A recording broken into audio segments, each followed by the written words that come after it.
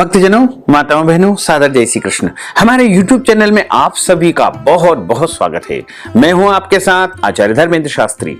सबसे पहले आपको और आपके पूरे परिवार को अधिक मास पुरुषोत्तम मास की बहुत बहुत शुभकामनाएं और बधाइयां। आज हम आप सभी को पुरुषोत्तम मास अधिक मास महात्म कथा 16वें अध्याय की सुनवाने जा रहे हैं। अध्याय 16 की कथा आप सभी आज श्रवण करेंगे। 16वें अध्याय की कथा में आज हम सभी प्रवेश करेंगे। गुरुर् ब्रह्मा गुरुर्विष्णु गुरुर्देवो महेश्वरा गुरुः साक्षात् परब्रह्म तस्मै श्री गुरुवे नमः। श्री अखंड मंडलाकारं व्याप्तं येन चराचरं तत्पदं दर्शितं येन तस्मै श्री गुरुवे नमः। वरः पीडं नटवर वपुः कर्णयो कर्णिकारं बिभ्रद्वास कनककपीशं वैजयन्तीं च मालां रन्ध्रान् वेणोर्धर सुधया पूरयन् गोपवृन्दैः वृन्दारण्यं स्वपदरमणं प्राविशत गीतिकीर्तिः। सच्चिदानन्दरूपाय विश्वोत्पत्त्यादिहेतवे तापत्रय विनाशाय श्रीकृष्णाय वयं नुमः। यं प्रव्रजन्तमनुपेतमपेतकृत्यं द्वैपायनो विरह कातर आजुहाव पुत्रेति तन्मयतया तरवोऽभिनेदुस्तं सर्वभूतहृदयं मुनिमानतोऽस्मि।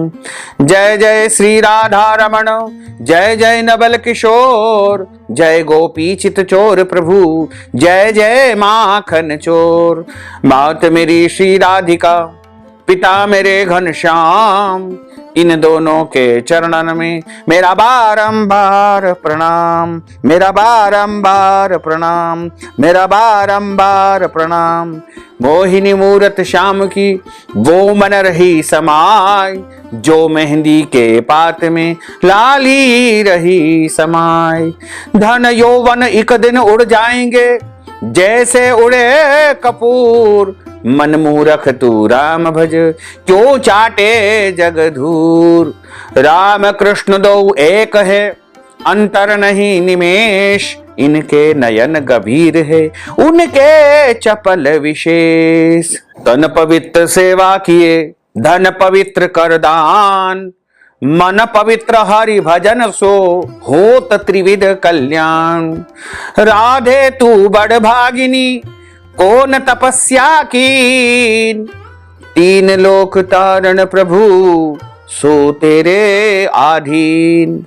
बोलिए श्री गिरिराज धरण की जय, श्री गोवर्धन नाथ भगवान की जय, श्री वृंदावन बिहारी लाल की जय, श्री बाल कृष्ण लाल की जय, श्री श्याम सुंदर यमुने महारानी की जय, जगत गुरु श्री वल्लभाधीश की जय, श्री गोसाई जी परम दयाल की जय, श्री गुरुदेव की जय, लाडले लाल की जय, आज के आनंद की जय।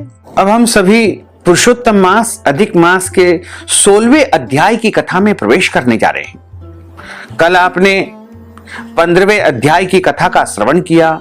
उसके बाद निरंतर जो आगे की कथा आती है उसमें श्री नारायण बोले कि हे महाप्राज्ञ, हे नारद, वाल्मीकि ऋषि ने जो परम अद्भुत चरित्र दृढ़धनवा राजा से कहा उस चरित्र को मैं तुमसे कहता हूं, ध्यान पूर्वक सुनो। वाल्मीकि ऋषि बोले कि हे दृढ़धनवा, हे महाराज, हमारे वचन को सुनिए। गरुड़ जी ने केशव भगवान की आज्ञा से इस प्रकार ब्राह्मण से श्रेष्ठ कहा। गरुड़ जी बोले कि हे द्विश्रेष्ठ, तुमको 7 जन्म तक पुत्र का सुख नहीं है। यह जो वचन श्री हरि ने भगवान ने कहा है सो इस समय तुमको वैसा ही करना चाहिए। फिर भी प्रभु कृपा से स्वामी की आज्ञा पाकर मैं तुमको पुत्र दूंगा। हे तपोधन, हमारे अंश से तुमको पुत्र की प्राप्ति होगी।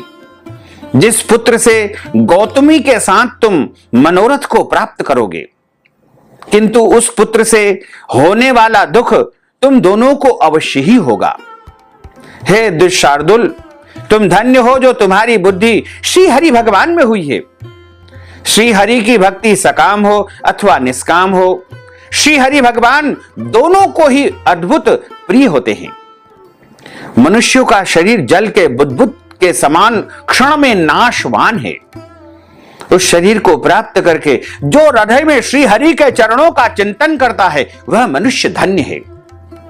इस अत्यंत दुस्तर संसार से तारने वाले श्री हरि भगवान के अलावा दूसरा और कोई है ही नहीं। यह श्री हरि भगवान का ही जो है पुण्य प्रताप और उनकी कृपा और उनका आशीर्वाद है। मैंने तुमको पुत्र दिया है। मन में श्री हरि को धारण करके सुखपूर्वक विचारों और उदासीन भाव से संसार के सुखों को अब भोगो। वाल्मीकि ऋषि बोले कि गौतमी और सुदेव दोनों स्त्री पुरुष के देखते देखते उत्तम वर को देकर उसी समय गरुड़ पर सवार होकर भगवान श्री हरि शीघ्र ही वैकुंठ लोक को चले गए। सुदेव शर्मा भी स्त्री के साथ अपने मन के अनुसार पुत्र रूप वर को पाकर के अपने घर को गया और उत्तम गृहस्थाश्रम के सुख को वह भोगने लगा। कुछ समय व्यतीत होने के बाद गौतमी के गर्भ में एक बालक आ गया और 10वां महीना प्राप्त होने पर गर्भ पूर्ण हुआ। प्रसूति काल आने पर गौतमी ने अपने उत्तम पुत्र को उत्पन्न किया और पुत्र के पैदा होने पर सुदेव शर्मा बहुत प्रसन्न हुआ। श्रेष्ठ ब्राह्मणों को बुला करके उस नवजात शिशु का पुत्र का जात कर्म संस्कार करवाया और अच्छी प्रकार से स्नान करके ब्राह्मण श्रेष्ठ सुदेव शर्मा ने उन ब्राह्मणों को बहुत सारा धन का दान किया। ब्राह्मण और स्वजनों के साथ बुद्धिमान सुदेव शर्मा ने नामकरण संस्कार संपन्न करवाया। कृपालु गरुड़ जी ने प्रेम से यह पुत्र के रूप में हुआ है। शरतकालीन चंद्रमा के समान उदय को प्राप्त तेजस्वी यह शुक भगवान के सदृश है, इसलिए मेरा यह प्रिय पुत्र शुकदेव नाम का होगा। माता के मन को आनंद देने वाला यह पुत्र पिता के मनोरथों के साथ साथ शुक्ल पक्ष के चंद्रमा के समान बढ़ने लगा। पिता ने हर्ष के साथ उसका उपनयन संस्कार यानी यज्ञोपवीत संस्कार करवाया, गायत्री मंत्र का उपदेश किया। बाद में वह बालक वेदारंभ संस्कार को प्राप्त करके ब्रह्मचर्य व्रत में स्थित हुआ। उस ब्रह्मचर्य के तेज से युक्त बालक साक्षात दूसरे सूर्य के समान शोभित हुआ। बुद्धि सागर उस बालक ने वेद का अध्ययन आरंभ किया। उस गुरु वत्सल बालक ने सद्बुद्धि से अपने गुरु को प्रसन्न किया और गुरु के एक बार कहने मात्र से समस्त विद्याओं को उसने प्राप्त कर लिया।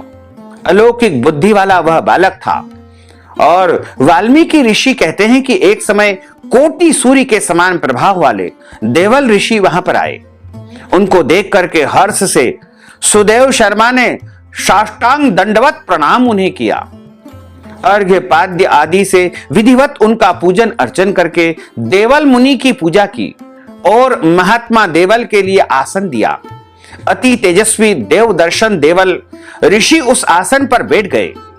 बाद में अपने चरणों पर बालक को गिरे हुए देख करके देवल ऋषि बोले, अहो हे सुदेव, तुम धन्य हो, तुम्हारे ऊपर भगवान प्रसन्न हुए हैं क्योंकि तुमने दुर्लभ सुंदर श्रेष्ठ पुत्र को उत्पन्न करके प्राप्त किया है। ऐसा विनीत बुद्धिमान बोलने में चतुर वेद पाठी और शीलवान पुत्र कहीं भी किसी के यहां मैंने आज तक नहीं देखा है। हे पुत्र, यहां आओ, तुम्हारे साथ मैं यह कौतुक क्या देखता हूं। सुंदर छत्र, 2 चामर, यव रेखा के साथ कमल जानू तक लटकने वाले हाथी के सुंड के समान ये तुम्हारे हाथ, कान तक फैले हुए विशाल लाल नेत्र, शरीर गोल आकार का, त्रिवली से युक्त पेट है। इस प्रकार उस बालक के विषय में कह करके उस ब्राह्मण को उत्कंठित देख करके देवल ऋषि फिर बोले, अहो हे सुदेव, यह तुम्हारा लड़का गुणों का समुद्र है, गुणों की खान है। कंधा और कोक का संधि स्थान गूढ़ है। शंख के समान उतार चढ़ाव युक्त गला गोल है। चिकने टेढ़े सिर के बाल वाला, ऊंची छाती वाला, लंबी गर्दन वाला, बराबर कान वाला, बेल के समान कंधों वाला। इस तरह समस्त शुभ लक्षणों से युक्त यह पुत्र श्रेष्ठ एवं भाग्य की निधि है। एक ही बहुत बड़ा दोष है जिससे सब व्यर्थ हो गया। इस प्रकार कह करके सिर कांपते हुए श्वास लेकर के देवल ऋषि मुनि बोले, प्रथम आयु की परीक्षा करना, बाद में लक्षणों को कहना चाहिए। आयु से हीन बालक के लक्षणों से क्या प्रयोजन है? हे सुदेव, यह तुम्हारा लड़का 12वें वर्ष में जल में डूब करके मृत्यु को प्राप्त हो जाएगा। इससे तुम मन में शोक नहीं करना। मरणासन्न को दवाई देने के समान उसकी कोई प्रतिक्रिया नहीं है। वाल्मीकि मुनि बोले कि देवल मुनि इस प्रकार कह करके ब्रह्मलोक को वहां से प्रस्थान कर गए और गौतमी के साथ सुदेव ब्राह्मण अचानक पृथ्वी पर गिर पड़ा। पृथ्वी पर पड़ा हुआ देवल ऋषि के कहे हुए वचनों को याद करता हुआ वह चिरकाल तक विलाप करने लगा। बाद में उसकी पत्नी गौतमी धैर्य धारण करती हुई पुत्र को अपनी गोद में लेकर के प्रथम प्रेम से पुत्र का मुख चुंबन करके बाद में अपने पतिदेव से बोली। वह कहती है कि हे द्विजराज, हे स्वामी, होने वाली वस्तु में भय नहीं करना चाहिए। जो नहीं होने वाला है वह कभी नहीं होगा और जो होने वाला है वह होकर रहेगा। क्या राजा नल, रामचंद्र और युधिष्ठिर दुख को प्राप्त नहीं हुए थे? क्या किसी की भी मृत्यु नहीं हुई थी? राजा बलि भी बंधन को प्राप्त हुए थे, यादव नाश को प्राप्त हुए थे, हिरण्याक्ष कठिन वध को प्राप्त हुआ था, वृत्रासुर भी मृत्यु को प्राप्त हुआ था, सहस्त्रार्जुन का सिर काटा गया था, रावण के भी उसी तरह सिर काटे गए थे। हे महामुने, भगवान श्री रामचंद्र भी वन में जानकी के विरह को प्राप्त हुए थे। राजर्षि परीक्षित भी ब्राह्मण से मृत्यु को प्राप्त हुए थे। हे मुनीश्वर, इस प्रकार जो होने वाला है वह अवश्य ही होता है। इसलिए हे नाथ, उठिए और सनातन श्री हरि भगवान का भजन करिए, जो समस्त जीवों के रक्षक है और मोक्ष पद को प्रदान करने वाले हैं। इस प्रकार वाल्मीकि ऋषि बोले। सुदेव शर्मा ने अपनी स्त्री गौतमी के वचन को सुनकर के स्वस्थ होकर के हृदय में हरि भगवान के चरणों का ध्यान करके पुत्र से होने वाले शोक को जल्दी से त्याग दिया। यहाँ पर अधिक मास पुरुषोत्तम मास के 16वें अध्याय की कथा का समापन होता है। इसके आगे की कथा आप सभी 17वें अध्याय में ही श्रवण कर पाएंगे। श्री बृहन्नारदीय पुराणे पुरुषोत्तम मास महात्म्ये 16वां अध्याय श्री कृष्णार्पणमस्तु। बोलिए श्री कृष्णचंद्र भगवान की जय।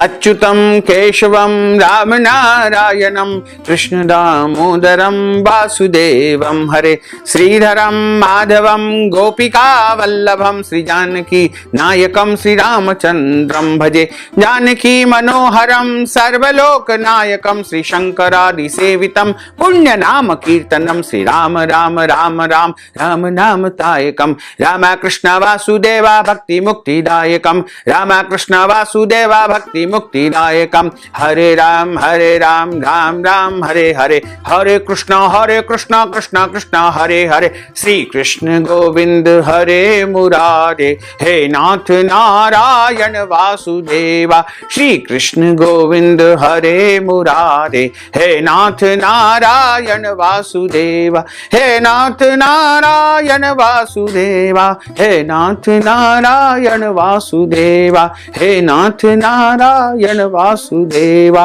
बोलिए श्री लक्ष्मी नारायण भगवान की जय, श्री द्वारकाधीश भगवान की जय, श्री वृंदावन बिहारी लाल की जय, श्री गोवर्धन नाथ भगवान की जय, श्री गिरिराज धरण की जय, श्री बाल कृष्ण लाल की जय, श्री श्याम सुंदर यमुने महारानी की जय, जगत गुरु श्री वल्लभाधीश की जय, श्री गुसाई जी परम दयाल की जय, श्री गुरुदेव की जय। धर्म की जय हो, अधर्म का नाश हो, प्राणियों में सद्भावना हो, विश्व का कल्याण हो, सनातन धर्म की जय हो, गौ माता की जय हो, नगर बस्ती की जय हो, आज के आनंद की जय हो, कल के आनंद की जय हो, परसों के आनंद की जय हो, बरसों बरसों के आनंद की जय हो। ओम नमः पार्वती पते हर हर महादेव हर काल हर कंटक हर दुख हर दारिद्र हर आनंद की लहर कर। भक्तजनों, माताओं बहनों, यदि आप अधिक मास पुरुषोत्तम माह के निमित्त कथा की दक्षिणा प्रदान करना चाहते हैं कोई भी दान पुण्य यदि आप करना चाहते हैं तो आप हमारे गूगल पे, फोन पे अथवा पेटीएम नंबर के माध्यम से या अकाउंट नंबर के माध्यम से नगद राशि पहुंचा करके अधिक मास पुरुषोत्तम माह का संपूर्ण पुण्य लाभ प्राप्त कर सकते हैं। साथ ही आप सभी से अनुरोध है कि हमारे इस ज्ञानवर्धक वीडियो को अधिक से अधिक लोगों को शेयर करिएगा, लाइक करिएगा, कमेंट करिएगा और यदि अभी तक आपने सब्सक्राइब नहीं किया है तो अभी और इसी समय सब्सक्राइब अवश्य कर लीजिए। आपको और आपके पूरे परिवार को सादर जय श्री कृष्ण, सादर धन्यवाद।